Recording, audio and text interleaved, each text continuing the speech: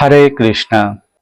আজকের এই ভিডিওতে কিছু ভক্তের প্রশ্নের উত্তর দিতে এলাম। জানি না প্রশ্নের উত্তর দেওয়ার ক্ষমতা আমার আছে কিনা, তবে এর যোগ্য আমি মনে করি না যে আমি এই প্রশ্নের উত্তর দিতে পারবো। কিন্তু গুরুদেবের কাছে বিভিন্ন মহান মহান সাধুগুরু বৈষ্ণবের মুখে যা কিছু এতদিন পর্যন্ত লাভ করেছি, তার কিছু চরিত্র চর্বণ করে কিছু প্রশ্নের উত্তর দেওয়ার চেষ্টা করব মাত্র। জানি না আমার এই উত্তরে আপনারা খুশি হবেন কিনা, তবে এই ভিডিওটা খুবই গুরুত্বপূর্ণ। আপনারা এই ভিডিওটা কেউ স্কিপ করে যাবেন না। তো সেই প্রশ্নের উত্তর দেওয়ার জন্য, যে প্রশ্নের উত্তর হয়তো আমাদের অনেকেরই ভিতরে থাকতে পারে, যেগুলো সম্বন্ধে আমাদের জানা নেই, আমরা সেইগুলো জানতে পারি। তো যেটুকুনি জানি সেইটুকুনি আপনাদের বলবো। হ্যাঁ, এমন অহংকার কখনই করা উচিত নয় যে আমি খুব শাস্ত্র জেনে ফেলেছি। যে জ্ঞানের অহংকার করে সে পতনের রাস্তা ধরে নিয়েছে। তাই জ্ঞানী ব্যক্তিরা কখনো অহংকার করেন না। কিন্তু সমাজে দেখা যায় এমন অনেক শাস্ত্রবিজ্ঞ, যারা প্রচুর শাস্ত্র অধ্যয়ন করেছে, যারা অনেক কিছু জানে, দেখা যায় যে ভক্তিবিনোদ ঠাকুরের লেখা ছোট্ট একটা লাইন, অল্প বিদ্যা ভয়ঙ্করী, খুব ভয়ঙ্কর রূপ ধারণ করে। এই সূক্ষ্ম রূপে ভয়ঙ্কর রূপ ধারণ করবে, এমন অহংকার ভিতরে জন্মে যাবে যে আপনার কারুর কথাই ভালো লাগবে না।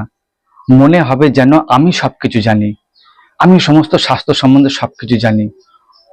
তাই শাস্ত্রের অনেক অপব্যাখ্যা এবং অনেক জ্ঞানের কথা বলতে থাকে এবং নিজেকে অনেক বড় শাস্ত্রজ্ঞানী মনে করে যে আমার থেকে আর বেশি কেউ জানে না।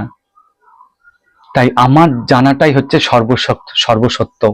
আমি যেটা জানি সঠিক জানি, এটা উচিত নয়। তাই এই জ্ঞানকে কখনো অহংকার করবেন না, কারণ এই জ্ঞান, এই শাস্ত্রের জ্ঞান যার দ্বারা আসছে, পরমেশ্বর ভগবান শ্রীকৃষ্ণ, অনাদির আদি গোবিন্দ, সর্বকারণ কারণম, যার মাধ্যম দিয়ে আমরা লাভ করছি, যে আমাদের এই শাস্ত্র জ্ঞান, এই সমস্ত কিছু প্রদান করেছেন। আর তার দেওয়া সম্পদ থেকে আমরা নিজেরাই জাহির করছি যে আমরা অনেক কিছু জেনে ফেলেছি। না, এটা উচিত নয়। আমরা এরকম অনেকেই অহংকার করে বসি, আর এই অহংকারের পতনে, এই অহংকারই হলো পতনের মূল রাস্তা। তিলে তিলে পতন হতে হবে। এমন একটা সময় আসবে এই জ্ঞানই আপনাকে বিনাশ করে দেবে, কারণ প্রচুর ভয়ঙ্করী যদি অহংকার করেন। তো আসুন আজকের এই ভিডিওতে কিছু ভক্তের উত্তর দেওয়ার চেষ্টা করব মাত্র। জানি না এই উত্তরে আপনারা খুশি হবেন কিনা। তো একজন কমেন্ট করে বলছেন যে দাদা, কিভাবে ভগবানের প্রতি বিশ্বাস আনবো? তো আমি যেটুকুনি জানি, যার যেমন ভাব তার তেমন লাভ। ভাব সবার সম্পূর্ণ আলাদা আলাদা। আমার যে ভাব, আমি সেইভাবেই প্রশ্নের উত্তর দেব। এবারে বুঝে নেওয়া আপনার কর্তব্য, কারণ আপনার ভিতরে কি ভাব আছে সেটা তো আমি তো জানি না। তাই বলছে দাদা, কিভাবে ভগবানের প্রতি বিশ্বাস আনবো? দেখুন, একটা সহজ সরল উপায় আছে ভগবানের প্রতি পূর্ণ বিশ্বাস করা। যদি শাস্ত্রীয় সম্বন্ধে যদি বলা হয়, তাহলে ভগবান যা কিছু বলেছে তাকে আপনাকে পুঙ্খানুপুঙ্খানু বিশ্বাস করতে হবে। তো বিশ্বাস আনার একমাত্র রাস্তা আছে, ভগবানের সেবাতে অংশগ্রহণ করতে হবে। আপনাকে প্রত্যেক দিন প্রাতঃস্নান করে ভগবানের সেবাতে যুক্ত হতে হবে, মঙ্গল আরতিতে অংশগ্রহণ করতে হবে, এবং ভগবানের বিভিন্ন রকম সেবা রয়েছে, সেই সেবা করতে হবে। এবং ভগবানের প্রিয় সখী তুলসী দেবী, যার সেবার মাধ্যমে ভক্তি লাভ হয়ে থাকে, তার সেবা করতে হবে। এরকম ভাবে নিত্য নিয়ম করে আপনাকে ভগবানের সেবাতে অংশগ্রহণ করতে হবে। গীতায় একটি অধ্যায় আছে অভ্যাস যোগ। মানুষ অভ্যাসের দাস। আপনি যদি অভ্যাস করেন, তাহলে আপনি সম্পূর্ণভাবে তৈরি হতে পারবেন। ভগবানের সেবার প্রতি সেই অভ্যাস হয়ে যাবে, এবং সেই অভ্যাসের মাধ্যমে আপনার ভিতরে পুনঃ পুনঃ ভক্তি এবং বিশ্বাসের সঞ্চার হবে। এটা একদিনে সম্ভব নয়। এটা এই জন্ম লেগে যেতে পারে, অনেক জন্ম লেগে যেতে পারে, আবার এই জন্মেই তা সফল হয়ে যেতে পারে, কিন্তু আপনাকে ধৈর্যহারা হলে হবে না। এটা শাস্ত্রীয় সম্বন্ধীয় কথা। ভগবান গীতায় যা বলেছেন, শাস্ত্রে যা বলেছেন, সেই অনুযায়ী আপনাকে নিয়ম ফলো করতে হবে। তাহলে বিশ্বাস আস্তে আস্তে জাগরিত হবে, একেবারে জাগরিত হবে না।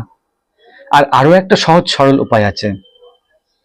যদি নিয়মিতভাবে ভগবান আর ভক্তের লীলা চরিত্র যদি শ্রবণ করতে থাকেন, একদম সহজ সরল, ভগবানের প্রতি প্রেম তো জাগবেই, আর ভগবানের প্রতি বিশ্বাসও জাগবে।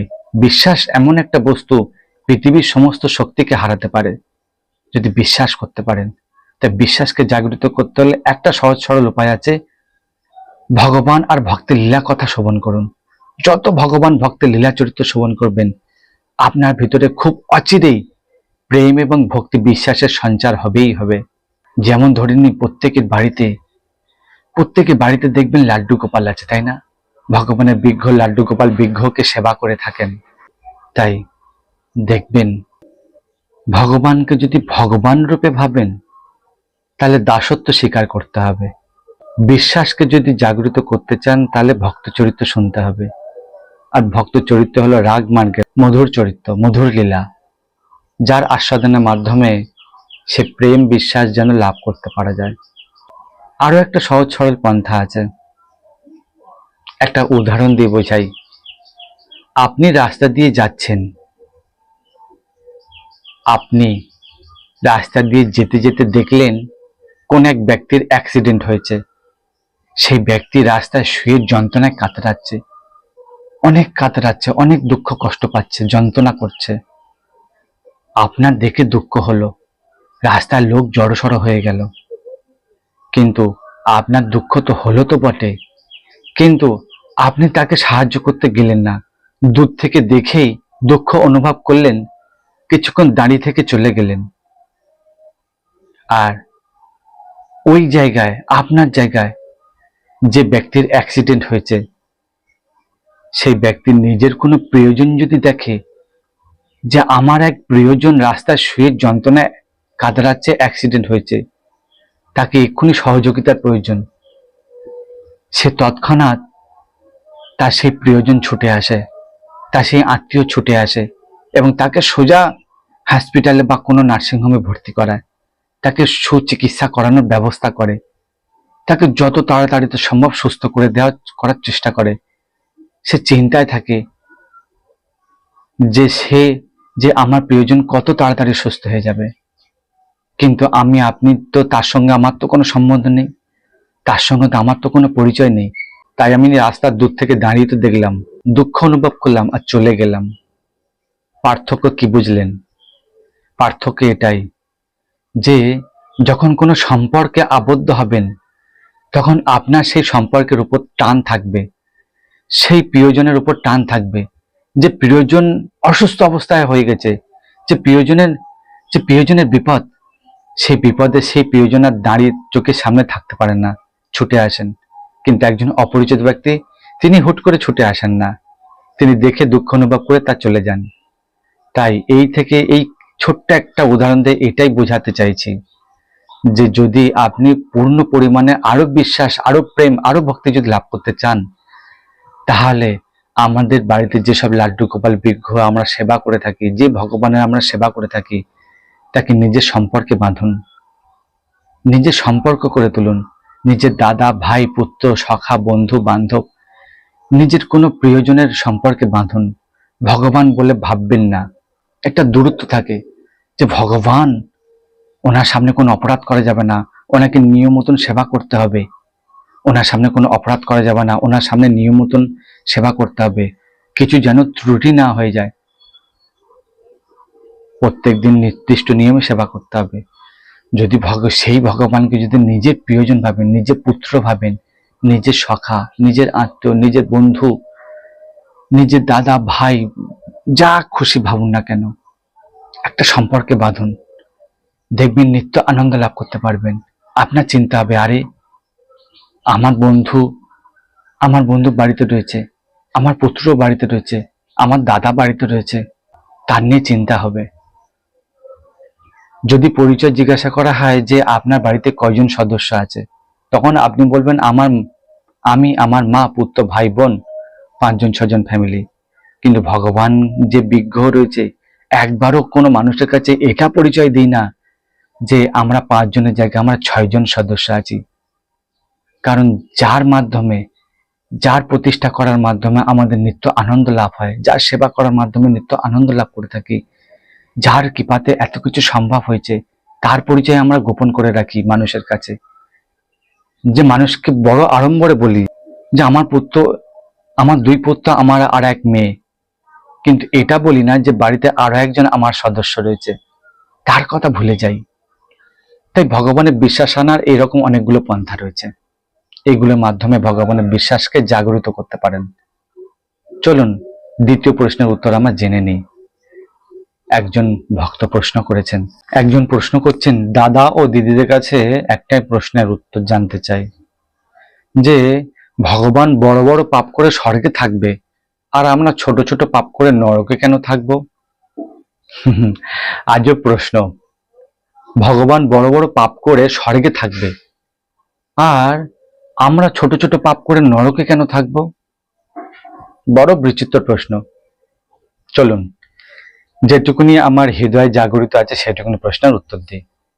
ভগবান শাস্ত্রে বলছেন, যদা যদা হে ধর্মস্য গ্লানির্ভবতি ভারত অভ্যুত্থানায় অধর্মস্য তদাত্মনা সৃজাম্যহম। যখন যখন ধর্মের গ্লানি হবে, যখন যখন পৃথিবীতে পাপ বৃদ্ধি পাবে, যখন যখন পৃথিবীতে পাপ বেড়ে যাবে, তখন তখন আমি ধর্মের উন্নতির জন্য, ধর্ম সংস্থাপনায় নার্থায় সম্ভাব্যামি যুগে যুগে, ধর্ম সংস্থাপনের জন্য, ধর্ম স্থাপন করার জন্য আমি যুগে যুগে অবতীর্ণ হই। কারণ যে ভক্তি প্রশ্ন করেছেন যে ভগবান বড় বড় পাপ করে স্বর্গে থাকবেন, আমরা যে ভগবানের কর্মকে পাপের দৃষ্টিতে দেখছি, যে ভগবান এত অসুরকে হত্যা করেছে, এত কিছু লীলা করেছেন, হত্যা করেছেন, বধ করেছেন, সেইগুলো পাপের দৃষ্টিতে দেখছি। কিন্তু দেখা যায় যে ধর্মের জন্য অধর্মের তো নাশ হতেই হয়, তাই নাকি? কারণ মহাভারতের যুদ্ধে দেখা যায় যে ধর্মের জয় আর অধর্মের পরাজয়। ধর্মের পক্ষে একমাত্র পঞ্চপাণ্ডব ছিলেন, আর অধর্মের পক্ষে 100 কৌরব সেনা, আরো মহান মহান বীর মহারথীরাও ছিল। সেই সঙ্গে পিতামহ ভীষ্ম, মহাবীর কর্ণ, দ্রোণাচার্য, এসব মহান মহান বীরেরা উপস্থিত ছিল। কারণ তারা সবাই ধর্মবীর ছিলেন, তারা সবাই ধর্মজ্ঞানী ছিলেন, কিন্তু তাও সত্ত্বেও অধর্মের সাথ দিয়েছিল। কারণ ধর্মকে স্থাপন করার জন্য অধর্মকে নাশ করতেই হয়। তাই ঠিক ভগবান কৃষ্ণকেও ধর্মের স্থাপন করার জন্য অধর্মকে বিনাশ করতেই হয়। আর সেই অধর্মকে বিনাশ করার ফলে আমরা সেই অধর্মকেই ভাবছি যে অধর্মকে কেন বিনাশ করবে ভগবান, ভগবান তো সবার প্রতি সমভাবাপন্ন থাকবে। না, প্রত্যেক যুগে যুগে ধর্মের স্থাপন করার জন্য অধর্মকে নাশ করতে হয়, অসুরকে নাশ করতেই হয়। তাই অসুররূপী অধর্মের নাশ করেই ধর্মের স্থাপনা করতেই হবে, কারণ এতে কোনো পাপ হয় না। কারণ যে ব্যক্তি অধর্মের পথে থাকে, যে পাপী ব্যক্তি হয়, তাকে তো বিনাশ হতেই হয়, সে যাই হোক না কেন। তাই এরকম অনেক উদাহরণ আছে। ভগবান এই পৃথিবীতে এসেছেন ধর্মকে স্থাপন করার জন্য, এবং এই অধর্মকে নাশ করার ফলে, এই অসুরদেরকে নাশ করার ফলে ভগবান এটা শিক্ষা দিয়ে যান যে যে ধর্মের পথে থাকবে তার বিনাশ কখনো হবে না। সত্যের পথে থাকো, যত অধর্ম পারবে, যত অধর্মের পথে পা বাড়াতে থাকবে, তত বিনাশের পথে এগোতে থাকবে। কারণ ধর্মের শিক্ষা একটাই, অধর্মকে প্রশ্রয় দেওয়া যাবে না, তাকে সুযোগ দেওয়া হবে, অনন্তবার সুযোগ দেওয়া হবে যে সঠিক পথে আসো। কিন্তু যখন যখন সময় সীমা পেরিয়ে যাবে, যখন সে সীমা অতিক্রম হয়ে যাবে, তখন নাশ হতেই হবে। আর আমরা ছোট ছোট পাপ করি কেন? আমরা পাপ করে নরকে থাকবো কেন?